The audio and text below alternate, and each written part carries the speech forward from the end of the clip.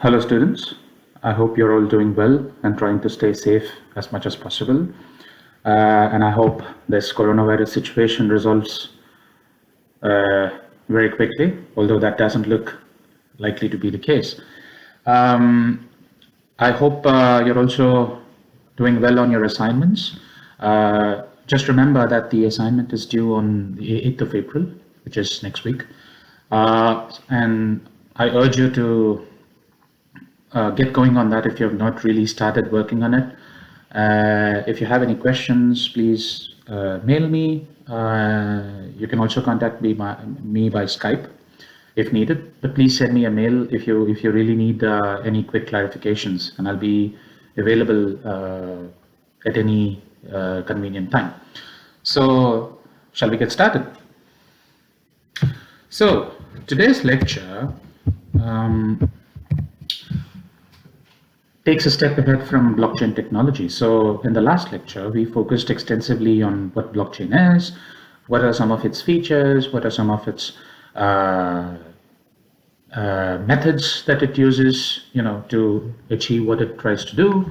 And thereafter, we looked at some of its key benefits as well as some of its weaknesses. So in this lecture, we'll take a step further and focus on some of the advances in blockchain technology. Look at how blockchain itself has evolved as a technology. Then we'll look how this notion of recording transactions on the ledger has evolved to become has evolved into a way of storing and managing contracts. And that's what led to the evolution of the introduction of smart contracts. So we'll see what smart contracts are, how blockchains facilitate the creation and operation of smart contracts. And then we'll go forward and look at some theory surrounding the creation and functioning of smart contracts. We'll see what kind of benefits smart contracts provide. We'll see what are the costs involved of managing smart contracts, and we'll see whether smart contracts really provide or fulfill what they promise to do. Okay, so if you look at the previous lecture, so let's start with a very basic recap of what we discussed in the last lecture. So we saw what a blockchain was. So a blockchain is nothing but, it's a storage area for information. So it's nothing but a ledger, and we saw that ledger stores nothing but transactional level information. And we saw that a blockchain is special in that sense because it is not only a database of information on transactions or any related stuff, but the fact is a blockchain is a decentralized database of such information. So in other words, a blockchain stores data in a decentralized form.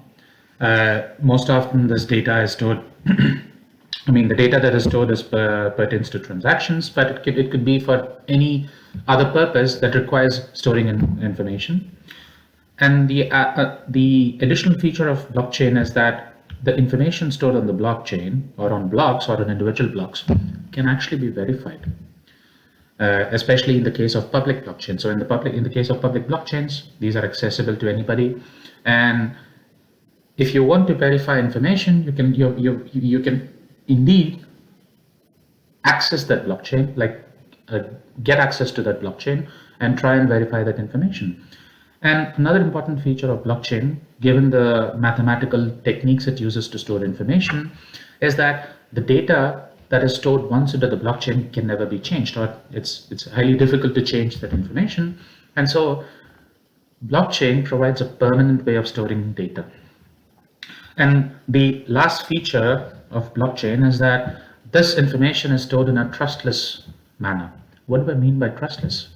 So trustless could mean many different things, but in this context, trustless simply means that information stored once need not be verified once again. Okay, so if I record a transaction pertaining to Bitcoin on the Bitcoin's blockchain, right, I do not have to go back and verify whether that information is true or not. Why is that so?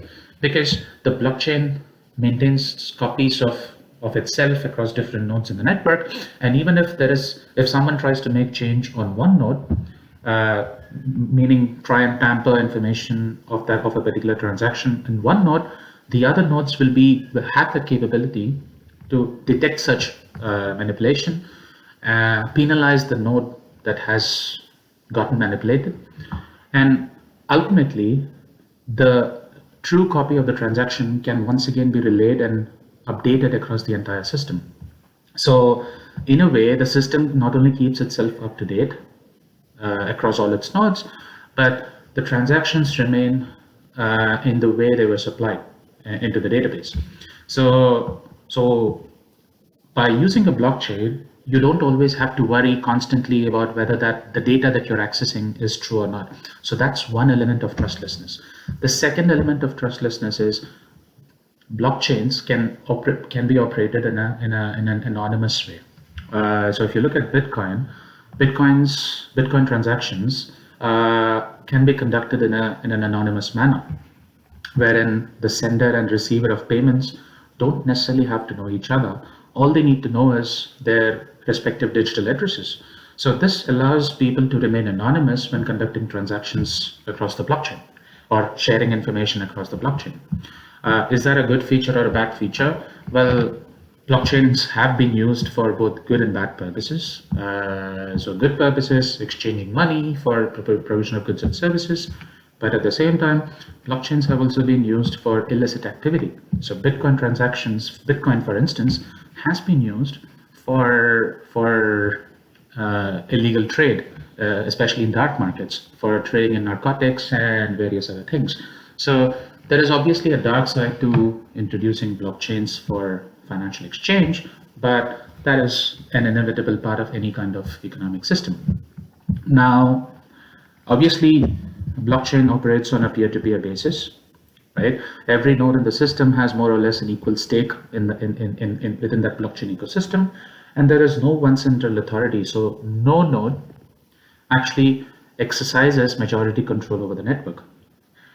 How do nodes keep up to date with each other? How do they ensure that the blockchain remains up to date, that each node has the same exact copy of the updated blockchain? That is through consensus. So in the last lecture, we saw that blockchains apply a specific consensus mechanism. Now, there are different types of consensus mechanisms, but the two most popular ones are proof of work, which is the consensus mechanism used in Bitcoin. But there's also the proof of stake, which operates on a completely different basis. But the end result remains the same. Consensus is needed so that all nodes get access to incoming transactions into the blockchain system. That is, they remain updated on new transactions that arrive into the system.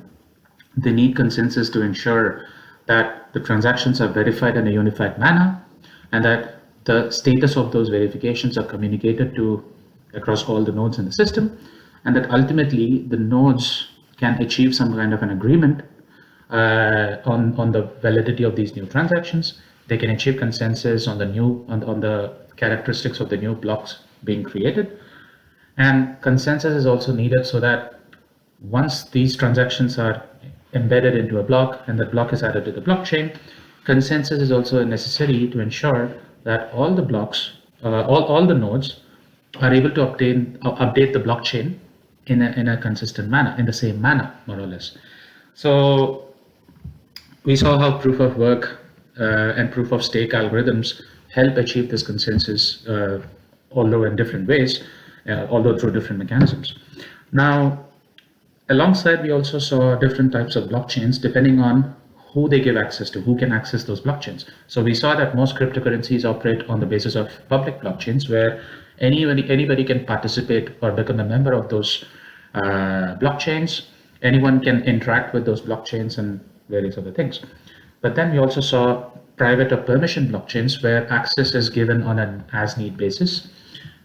These permission blockchains operate more or less, let's say, under some sort of a pseudo central authority.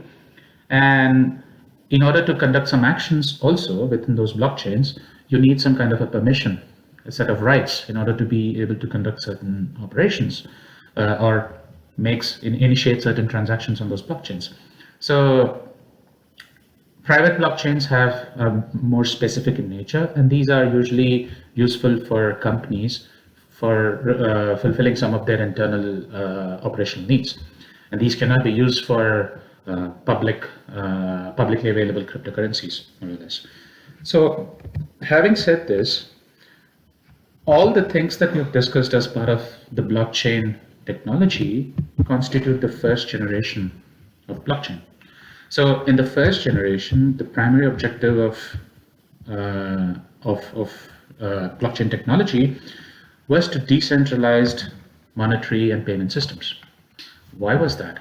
Well, there was this growing concern that governmental control over monetary policy, over economics, over the economy, over monetary systems was growing more and more stricter. There was this growing notion that because governments could print money in an unlimited manner, that was contributing to excessive inflation, that governments, by printing more and more money, were becoming more and more indebted. And also the debt has the debt held by governments has reached such proportions that no single generation has enough money to pay it back. So what is happening now is, in most countries, especially in the West, the debt that needs to be repaid because the governments have paid money is spanning multiple generations. So not only us, our kids, the kids of our kids also owe money for current consumption, also owe some kind of repayment for current consumption. So many people were frustrated with what was happening in the current economic system, and a lot of liberals, you can also call them anarchists, wanted to develop a new form of financial exchange, new form of payment that would be outside of governmental authority. And that's what led to the use of blockchain technology to create cryptocurrencies. But again, this forms the first application, the first widespread and most popular application of blockchain technology to create a completely independent monetary system. And obviously, blockchains were used to create cryptocurrencies, to facilitate payments, and also to facilitate financial transactions. And Bitcoin was the first such cryptocurrency to come into existence. But then people realized that blockchain, under usage as cryptocurrencies, were still being used in a very limited fashion. Because what happens with Bitcoin is it just operates on top, Bitcoin just operates as a cryptocurrency on the basis of a distributed ledger, but that ledger is only recording information. It records information on new incoming transactions and does nothing else. Nothing happens to the data once that transaction information is embedded onto a block and added to the Bitcoin's blockchain. So the data remains there, and there's no use afterwards, except storage. It's storage somewhere in the block or somewhere in the blockchain. But people realized that blockchains could also have some kind of a dynamic behavior. The idea was that blockchains need not only serve as databases, distributed databases of information, but they could also be made to react with the external environment. They could also be made to decentralize markets. They could also be made to provide better contract design. We'll see what that is, because this is what the rest of this lecture focuses on. But for now, the second generation of blockchain, which started with the introduction of Ethereum, sought to improve upon existing blockchain technology, embed some kind of a dynamic behavior into it, and through that, improve the mechanism of contract design. How do blockchains in the second generation achieve this? Well, by creating something called smart contracts, by allowing blockchains to hold smart contracts that have autonomous and self-executing behavior. And we'll see how smart contracts achieve this. And the first, let's say, blockchain implementation that introduced smart contracts is Ethereum. So Ethereum was introduced a few years after Bitcoin. And Ethereum was not meant to be used as a cryptocurrency. The main purpose was to enable people to create contracts on top of Ethereum, and exchange goods and services on the basis of those contracts, interact essentially on the basis of those contracts. And Ethereum as a cryptocurrency was meant to act as a source of payment on the among people that deal in these smart contracts. So Ethereum was nothing but a payment mechanism that would facilitate the operation of these smart contracts on top of the Ethereum blockchain. But the problem is, now Ethereum has been in existence for a few years, and a number of other cryptocurrencies on similar smart contract technology have also been introduced. But the problem is most of these second generation blockchains are quite slow. They suffer from poor performance, not only because there are a large number of nodes that operate simultaneously alongside. So the problem is you have a lot of nodes, and obviously if the same blockchain has to be updated across all nodes, the consensus mechanism becomes very slow to achieve synchronization amongst so many number of nodes. Secondly, because you have so many number of nodes, the cost of operating such a big network is obviously high, and operating or accessing those the current implementations of the second generation blockchain is quite difficult, because you need advanced computing skills to be able to use those blockchains. So this has spawned the third generation of blockchains over the last 3-4 years that seeks to resolve some of those existing issues. And the idea is by eliminating some of these issues, people that are working on the third generation of blockchains are of the view that this will facilitate greater adoption of blockchain, and this will allow blockchain to be applied to solve much wider problems like creating smart cities, allowing better connection amongst devices, based on this Internet of Things terminology, and also allow blockchains to be used for wider applications like that spawn many economic and social aspects. Now, looking at the first generation of blockchain, which is public blockchains, obviously blockchains became mainstream, became very popular because they were used to create cryptocurrencies, and that's where since the introduction of Bitcoin, it has gained tremendous popularity. But then people also realized that because blockchains were nothing but storage areas of information, obviously in a distributed fashion, they could also be used for recording other kinds of data. So people started applying blockchain to store records of ownership, records of transactions involving physical and financial assets and things like that. And this is a big use case, especially in developing countries, where ownership or let's say keeping records of ownership is a big issue. Where so if you take developing countries, the problem is because land record management is so poor, there is often a case of fraud and manipulation. So what happens is the same piece of land is sold to more than one customer, and there's no way of telling who's the rightful owner of the land. So you have all these problems, and many countries, including countries like Honduras and, if I'm not wrong, Colombia, have implemented, at least to a limited extent, blockchain-based technology to keep better track of land ownership. And the other use case of the first generation is to facilitate freedom of speech. So you might have observed that in many countries that are governed by autocratic leadership, there are a few dissidents who want to voice their opinion, who want to shed light on wrongdoings within the country, and sometimes they are unable to do so. Their voices are silenced. Whatever kind of information they put out into the public domain is often removed without a trace. And that happens because there is no way of preserving that information permanently.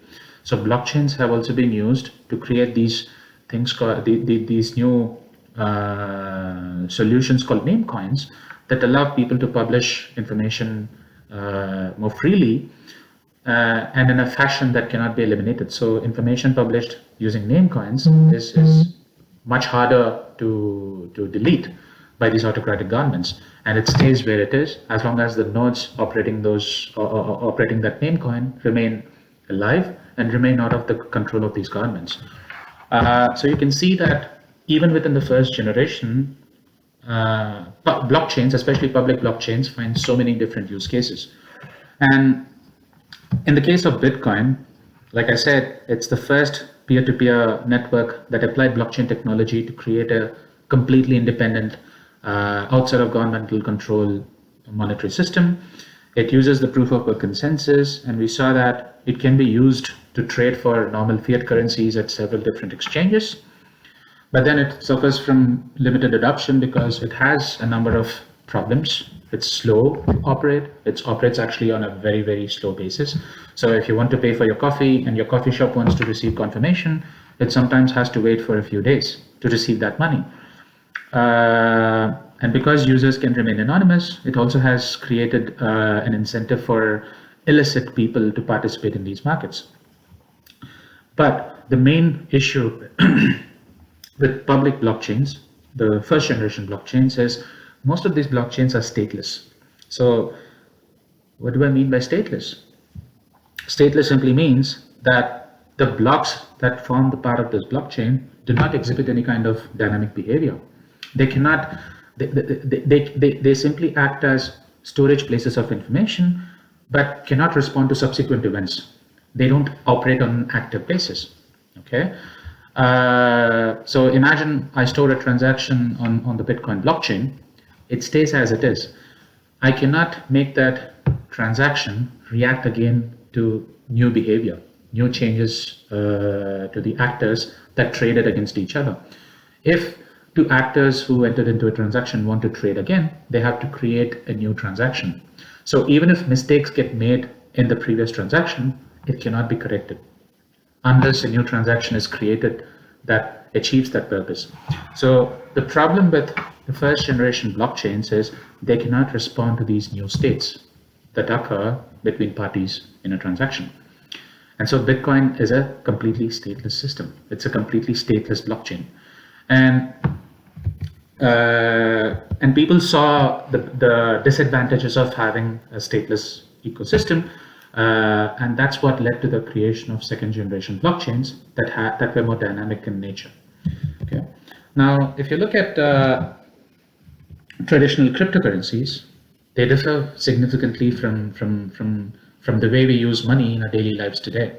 So if you look at traditional forms of money, they obviously have a limited supply. If you take any government, because most governments today operate on a fiat basis, they can simply print as much money as they want. Obviously, printing more money comes with a myriad of problems, but nevertheless, countries, regular governments, can print money to an unlimited extent. And obviously, the money that governments print is completely controlled by them. And prior to the 1970s, most of the world followed a gold standard, meaning every unit of money printed by a government was backed by a certain unit of gold, which obviously is in limited supply. And so governments recognized this limitation and then moved on since the Nixon government to a more fiat-based system, which allowed central banks to print money as much as they wanted, again, with certain conditions. But the point here is traditional money is unlimited in theory. A unit of money that we use today is not divisible to a large extent. So if you take a dollar is worth 100 cents, but you don't necessarily have 0.001 cents in circulation. So traditional forms of money have limited divisibility, and their value is determined by markets and regulation. So as I said, governments exercise extensive control over traditional forms of money. And secondly, the value, because most traditional currencies are traded as financial securities as well in forex markets, the value is determined by the trade patterns in these forex markets. How does it compare? How does traditional money compare with cryptocurrencies?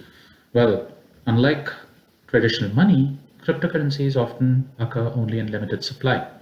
They have controlled supply because the maximum number of units of a cryptocurrency that can ever exist is determined beforehand by the creators of those coins. So if you take the case of Bitcoin, of course, Bitcoin was introduced by Satoshi Nakamoto, who introduced a few coins at the time of Bitcoin's creation and introduction. But then it is stated within the Bitcoin protocol itself that the maximum number of Bitcoins that can ever exist is only 21 million at any given time. And this maximum limit is expected to be reached by the year 2050. Okay. Now, obviously, as miners have mined new blocks and been rewarded with new coins, more and more newer coins have been introduced into the ecosystem, into the Bitcoin ecosystem. But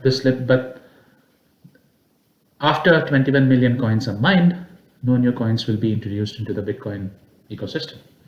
Okay, so that's one major difference. Obviously, Bitcoins and other blockchains operate under decentralized control. I mean, decentralized authority, meaning every node has more or less an equal stake in the Bitcoin in that particular blockchain's operation. But nodes get rewarded for creating new blocks and also for validating transactions, because when they validate transactions, they get rewarded with they get to keep the transaction fee. And unlike traditional currencies, cryptocurrencies are highly divisible.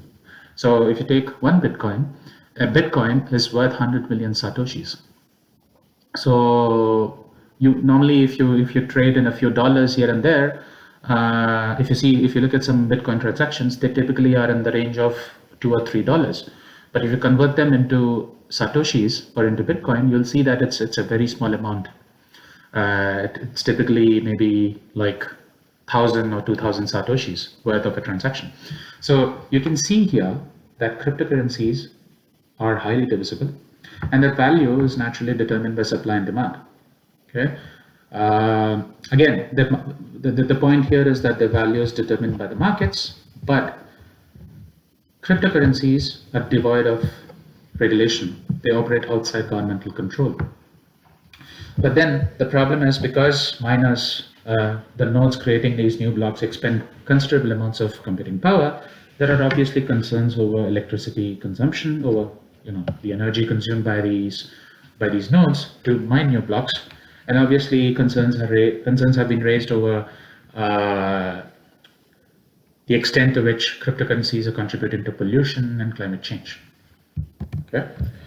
Now, we have seen what the first generation of blockchains sought to do. We have seen that most first generation blockchains are essentially stateless, meaning they are static in nature. They do not respond to external events. They do not respond to external actors' needs, evolving needs, and things like that. So many people realized that blockchains do not necessarily have to be limited in that sense. And in fact, transactions operating on those blockchains can have some kind of a dynamic behavior. So this notion of smart contract and the ability of blockchains to host smart contracts was formulated. But then the thing is, the concept of smart contracts is not new. It has been in existence for almost 25 years and was first coined by this gentleman called Nick Szabo. So Nick Szabo, in as early as '94, termed this concept of smart contract as a computerized transaction protocol that simply executes the terms of a contract. Okay. This definition is very simplistic, but it has also been revised over the years, and obviously multiple versions of definitions exist regarding a smart contract. But the one that I like the most is this one, which says that a smart contract is an agreement in digital form that is self-executing. So that's an important word. A smart contract doesn't need human involvement as much as possible, and it is also self-enforcing. So depending on the rules that are encoded into that smart contract, it operates on a self-enforcing basis. Okay, and there are also more elaborate definitions of smart contracts. So a smart contract can also be seen as an automatable and enforceable agreement. Automatable because it is managed by a computer. Computer here essentially meaning the blockchain. Although some parts may require human input and control. So we'll see more of this later, right? And so the point here is that smart contracts are still limited in what they can do. And we'll see what that limitations is. And the other important element is smart contracts are enforceable either by legal enforcement, meaning regulation, or by a tamper-proof execution of computer code. So there are two basic ways in which smart contracts can be enforced. So I am less convinced about this part, meaning I'm less convinced whether smart contracts can really be enforced legally, especially if they operate in some obscure part of the world. So, but the idea remains that the blockchain itself that runs the smart contract can also ensure enforceability of those contracts. It can also ensure that the contract, that the parties to a contract stay true to the agreed terms of exchange. And what is the reason for having smart contracts? Well, we saw in one of the previous lectures that financial markets have increasingly become digitized. So we saw that evolutionary diagram where until the 1950s, people were exchanging financial assets, trading in financial assets more or less on a paper-based format. And then during the 1950s, when the first computers started to be introduced, we saw that financial intermediaries essentially started recording transactions on computers. That led to the introduction of payment systems where people started using credit cards and debit cards instead of dealing in paper cash. And then in the 1980s, we saw the introduction of ATMs, automatic teller machines, that reduced the need for banks to maintain a large network of branches. So, and obviously the fourth generation was the case where cryptocurrencies were introduced, and that also ushered in a new era of banking. But apart from this increasing push towards digitization, there has also been a parallel trend towards further and further automation. So if you look at the case of financial market trading, you'll see that most orders today are not continuously managed or monitored by the traders. So what most traders do is they issue some kind of automatic orders. So for instance, many traders issue this thing called a stop loss order. So for those of you who have not heard this before, a stop loss order is issued when a trader believes that the price of a stock will fall sometime in the future. But obviously it's not possible for you to keep track of the stock price for days together, right? So instead what you do is issue a stop loss order which carries a rule stating that if the price of a stock falls below a certain dollars, then the stop loss order has the authority to sell it. So what does that do? A trader issues a stop loss order, and that order is issued to the market, and it stays there as long as it is configured to be active, and it constantly tracks the performance of that stock, the price of that stock, and as soon as the price falls below $N, it simply executes. It simply sells off that stock. During this process, the trader doesn't have to be present. The trader doesn't have to monitor the stock price or doesn't have to monitor the ongoing performance of the market. And that's what automation is, at least in the financial market sense. ATMs are also another form of automation. ATMs dispense cash without requiring the involvement of the bank or an employee of the bank, right? You just put in your card, you press how much money you want to withdraw, and the ATM automatically interfaces with the bank's infrastructure, checks whether you have the appropriate balance, and then dispenses cash in an automated fashion. And the same happens with instant money transfer through applications like Vips or PayPal or whatever. All these applications do not require human intervention. they have inbuilt rules to check whether you have the sufficient balance. They check whether your recipient exists. They check whether there is a transfer mechanism available between you as a sender and your receiver, and then they send the payment. They transfer the payment instantly. Smart contracts are part of this revolutionary process, where there is an increasing push to automate as many transactions and processes as possible. But the unique thing here is the push, as far as smart contracts are concerned, is not only to automate transactions, but to automate contract execution as well. Okay, contracts exist all over the world. Contracts exist throughout our daily lives. When we decide to exchange with somebody and agree upon the terms of exchange, we implicitly form a contract with them. So smart contracts enable us to manage the operation of those contracts in an automated and a self-executing manner. Is self-execution a new concept?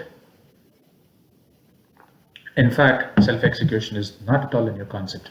It has been in existence for many decades. So the simplest example of a self-executing contract is that of a vending machine. All of you have used vending machines, I believe. How does a vending machine operate? Well, it's a machine that is configured to give you products, to dispense products, as soon as you make a payment and make a choice of your product. So what you do is you put some coins, you select, every product has a number. So what you do is to use that machine, you put some coins, and let's say you want these piece of Doritos. Just enter a number, and then depending on how much you pay and the product you enter, the machine will automatically dispense that product to you. What is the logic it operates on? Well, let's say there are a number of items indexed by I, and each item I sells for price PI. The machine operates on this automated contract. If the buyer makes a payment P and chooses an item I, the machine instantly makes a check to see whether the price you paid is greater or at least equal to the price of that product. And if that condition is satisfied, it will dispense I, and it will give you back P minus PI as change. What if this condition is not satisfied? If that's not true, then the machine will beep, indicating that you have not paid up sufficient money, and then wait for the buyer to respond. What is happening here? Is someone sitting behind this vending machine and trying to determine whether you paid sufficient money or not, or whether that product is available or not? No, the machine is operating on its own in a self-executing automated manner. And that's exactly the notion of a self-executing contract. And smart contracts try to achieve a similar purpose, albeit over a range of possibilities. So in principle, smart contracts can enforce any kind of agreement, especially those that involve transfer of money, without requiring the presence of an intermediary. How is a smart contract operationalized? Well, the contract is essentially written as computer code, and it is placed onto the blockchain. So the contract, obviously, once it is placed on the blockchain, it has to be replicated across all the nodes in the network, so that every node has a copy of that smart contract. And then the network as a whole, the blockchain network, executes that contract and enforces that contract through consensus. Okay, so here you have an example of a code of some code piece from an actual smart contract. So here, this function that is written facilitates the purpose of transferring some money from one address to another. So what is happening here? You have a function called transfer from. That function specifies, or let's say receives information on the from address, the sender's address, and the receiver's address, and the value of the payment. So once these parameters are supplied, the function will simply execute these commands. So first it will check whether the sender has enough money. Then then afterwards this piece of code checks whether the sender is available, and then it makes some internal operations. It subtracts the amount of money being sent from the sender's balance. And then it adds the same amount of money to the recipient's balance, and then completes the transaction. What is happening here? Because this whole transfer operation is being conducted by the smart contract, it operates on a continuous basis. It operates on a self-executing basis. How does the contract execute? So imagine this contract is created and placed on the blockchain. Once that happens, the smart contract simply waits for a sender to appear on the blockchain and issue a command to that smart contract. So the contract self-executes on the blockchain, and it waits. It monitors the current state of the contract. So let's say the current state of the contract is idle. It's waiting and waiting and waiting, and nothing is happening, and that defines the current state of the contract. But suddenly, if I go as a sender and access the smart contract and say, hey, send some money from my account to someone else's account, then the blockchain will immediately notify this smart contract about a new state of the system. And obviously, the smart contract gets activated and performs the sequence of operations.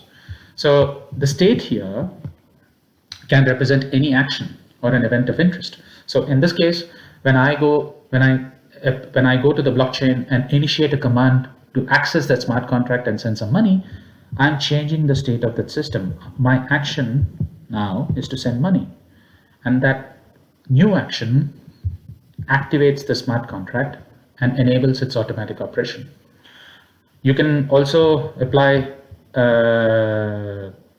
similar smart contracts for handling a number of other operations. So for instance, imagine I buy a flight ticket, and I enter into a smart contract with the airline company and buy an insurance product from them. So the smart contract specifies that if my flight gets cancelled, I'll get a refund. So what is happening here? I and the airline company enter into a smart contract, and the smart contract, once it's operationalized, will continuously track the status of my flight. And in the event that that flight is cancelled, the smart contract automatically will transfer money from the airline company and put it into my account. Neither I nor the airline has to be ever involved in operating that smart contract again. The smart contract constantly works on its own. And secondly, execution of the smart contract can also result in further updates to the blockchain. So now, let's say I and the airline company have the smart contract that will pay me back if the flight is cancelled. Now, if the blockchain also operates a currency of its own, like Ethereum or Bitcoin, then the smart contract can also be configured to send money as part of that exchange. So one thing that is happening here is the smart contract is keeping track of the current state of the system. Here the system is my flight. And secondly, the smart contract can also initiate payments, transactions that will be written onto the blockchain. So when the smart contract sends me back money as a refund, it naturally makes a record of that refund as a transaction on the blockchain. Okay. How does one create and operationalize a smart contract? So imagine two individuals, two parties, agree on a contract. So they negotiate with each other, they establish the terms of exchange, and then create a contract. So once that is established, the contract can be written as a set of rules and conditions into a computer program, just like here. Okay. Now, normally the size of the contract, even in code, depends on the number of terms and conditions and the complexity of those conditions. And once that is set, once the smart contract has been coded, meaning once the terms and conditions of the agreement have been coded into this contract, The smart contract is then embedded onto the blockchain. So once a new block is created, my smart contract gets added to it, and then it gets notified to all the nodes in the network. So all the nodes on the blockchain will update themselves with this new smart contract. And then the smart contract remains active. So the smart contract becomes active and keeps track of the nature of exchange between the two parties. So imagine this is me and this is the airline company. So the smart contract listens to the flight status, which is an element of the contract between the two of us. And then once there is a cancellation, the smart contract automatically issues a refund from the airline company to me. Okay. There are many different use cases where smart contracts are really useful. So imagine a case here where Alice is a farmer. She produces corn, and the problem is she lives in a state which is prone to tornadoes and hurricanes and whatever, and so she worries that the weather could damage her crop. So there is a risk involved in her production process.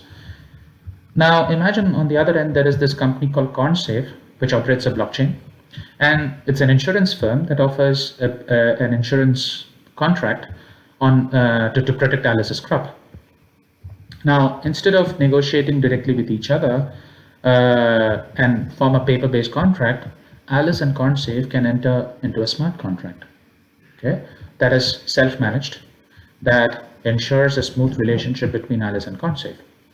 How does a smart contract operate in this context? Well, in a simple case, the smart contract can be configured to do at least two different things. In the first case, because Alice buys an insurance product from CornSafe to protect her crop, she obviously has to pay a monthly premium to the insurance company, and that can be handled automatically by the smart contract. So the smart contract could easily pull money from Alice's bank account every month without requiring Alice to be present there or do it herself. And then the smart contract could automatically transfer that monthly premium into CornSafe's account in a seamless manner. Secondly, the smart contract can also interact with third-party services like a weather service to keep track of the ongoing weather. And then, let's say it checks daily for weather patterns like cyclones or blizzards.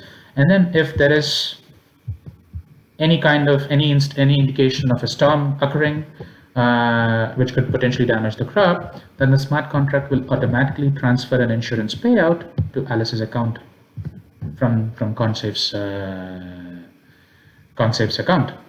Okay, so what is happening here? Alice and CornSafe created the smart contract so that they don't have to conduct these processes, these functions on their own. The smart contract takes care of the operationalization of that insurance product. This obviously saves costs because CornSafe doesn't have to directly manage the weather. Directly monitor the weather, sorry. It doesn't have to physically collect money from Alice every month. And it doesn't also have to physically issue a payout if her crop is damaged. That is automatically checked for by the smart contract and paid out by itself. A second case could be in the context of a bike rental company. So let's say Alice uses a smart contract to book a bike. So what does she do? First, let's say she pays some money upfront, like a deposit, and let's say there is a smart contract that takes this payment as an escrow, and then it unlocks the bike for Alice. Okay. Now, once Alice gets access to the bike, she can just ride it wherever she wants, and then alongside the smart contract can keep track of her speed, distance, and duration, and various other relevant parameters. Now, the smart contract can do this by itself or by interfacing with a third party like a ride tracking service, but that obviously depends on the way the blockchain is operationalized. Okay. Now, what happens is upon return, so let's say Alice uses her bike for a certain duration and then returns the bike at a different location. She can notify the blockchain that the bike has been returned, so that the blockchain can relock the bike and inform the rental company that a ride has been completed. The blockchain can also send money, the money that it received from Alice, to this company, the bike rental company, after the ride has been completed. So the blockchain initially keeps the money with itself as an escrow, and then once the ride is completed, it transfers the money automatically to the bike rental company. Okay, so the blockchain here is doing at least two important things. It is keeping track, it is monitoring and executing the contract based on the terms of exchange between Alice and the bike rental company, and it is also playing the role of transferring funds between the two parties. Okay, so you can immediately see that the blockchain serves more than one purpose. It not only records information, like in the first generation, but it also actively manages a relationship, a contractual relationship between two or more parties. So what are some of the main benefits of smart contracts? Like you've seen in the last 2-3 cases that obviously there is no need for an intermediary to manage the contractual relationship. Okay, there is also the notion of trust and security, because because smart contracts operate on top of the blockchain, which itself is encrypted and has a lot of safety mechanisms. The contracts that are written onto the blockchain cannot be easily tampered with. They are very difficult to forge or manipulate, and because the contract is stored at different points, different nodes within the network, a partial collapse of the network doesn't stop the smart contract from functioning. Which is another key feature, because otherwise, imagine Alice and the bike rental company form a paper contract, which is, let's say, stored with a lawyer. What happens if the lawyer's office burns down? The contract vanishes forever, right? Instead, if it exists on the blockchain, there is a much better prospect for that contract surviving compared to having an intermediary take care of the contractual mechanism. What about the costs?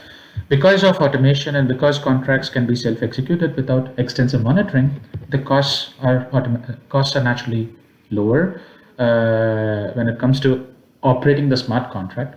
But it's a different question whether operating the blockchain itself is costly or cheap. That's a different question altogether, and we won't spend too much time discussing that. But operating and operationalizing a smart contract itself should be relatively cheaper. And one of the key reasons why it's cheaper is not only because it's faster in execution, but also because it requires as little human involvement as possible. Okay, so whether that's requiring lawyers to go through the code, or whether it pertains to auditing the terms of exchange or whatever, all of that, as long as it can be automated by the smart contract embedded in the code, you can save up on a lot of costs. And obviously there is transparency, because if the blockchain is public, you could go and access your historical terms, your historical transactions at any given time.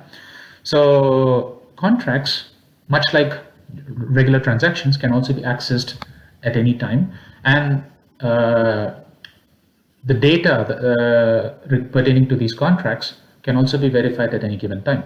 All of that is recorded on the blockchain. So as long as you can access the blockchain itself, you should be in a good position to verify that those contracts at any given time. So by embedding smart contracts onto blockchains, there is also a scope for better transparency.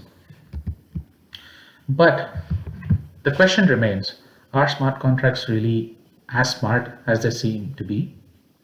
Well, the problem is contracts can only execute as long as all the terms of exchange, all possible terms of exchange, are embedded into the contract, into the code, and as long as the blockchain can actually keep track of relevant events.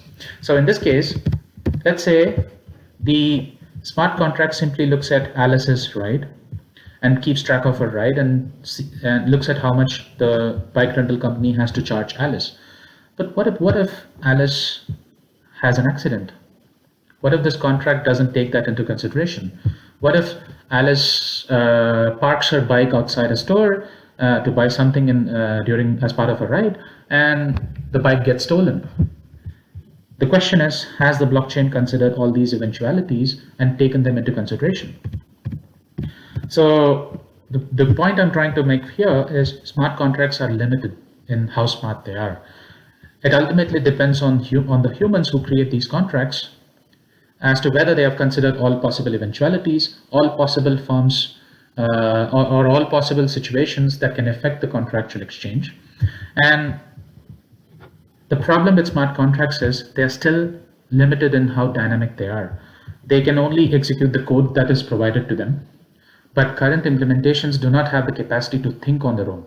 So they cannot adapt to new situations like Alice suffering a fall or Alice having her bike stolen, unless those possibilities are explicitly provided in the form of code to the smart contract.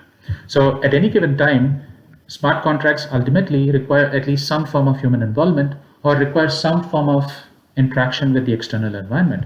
And you can see this with the case here as well. So the smart contract cannot determine on its own whether a cyclone occurred or not. It still has to interface with this external service. And that's what limits the scope of smart contracts and how smart they can be. Okay. Smart contracts also suffer from other problems, like they can be used to circumvent laws and regulations. They can also be not be legally binding. So we just saw that cryptocurrencies have been used for illicit activities, and the same applies to smart contracts. So two or more parties who do not wish to be operating under a legal jurisdiction, maybe for indulging in counterfeiting or for dealing in narcotics, can simply create a smart contract and operate an illegal market. But obviously, governments are taking steps to bring smart contracts under their control. So this is a recent statement made by the CFTC, the Chicago Futures Trade Commission, which simply stated that even smart contracts fall under their control. But whether that's really applicable or not is a different question altogether. But there have been cases where, especially in the US, people operating smart contracts have also been subject to certain laws and regulations by many different regulators.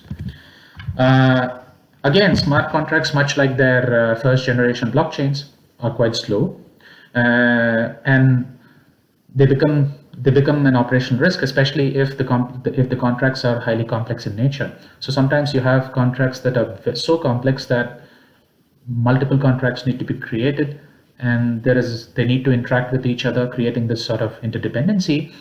And depending on how complex the workflow is, depending on how many external entities that smart contract needs to interface with in order to keep track of the contractual exchange, may increase or may contribute to an increase in the operational risk of the exchange or of the organization itself.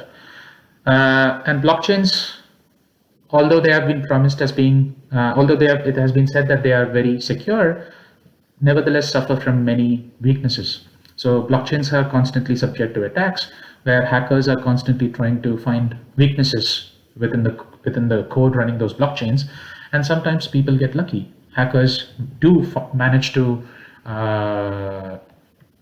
find weaknesses within blockchain systems and take advantage of them.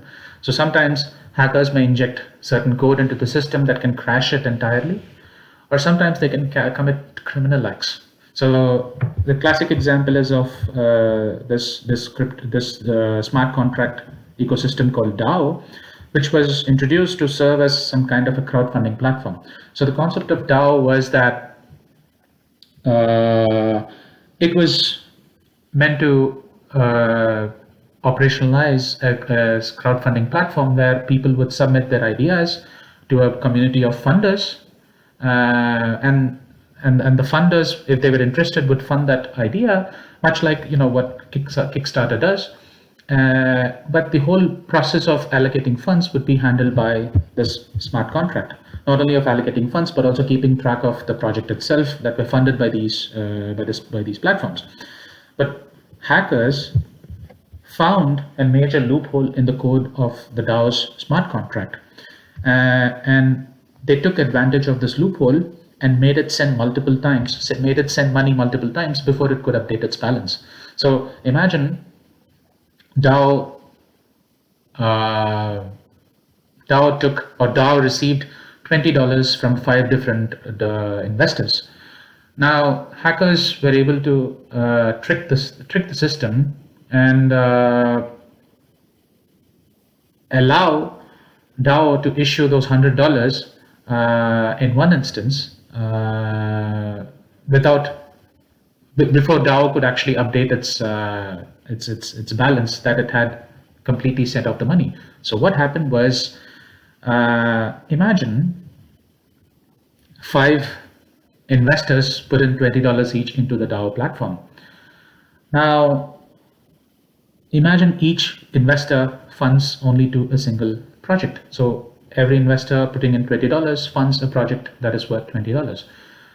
Hackers found a major loophole in this DAO platform and they injected code into the smart contract in such a way that they told DAO that the smart contract informed DAO that it was funding one project, but it made requests for funding that same project from all those 5 investors before DAO could actually update its balance with each investor. So what happened as a result was a single project got funded multiple times, resulting in overspending. So ultimately, $60 million worth of Ethereum was stolen from DAO's platform, and eventually DAO collapsed.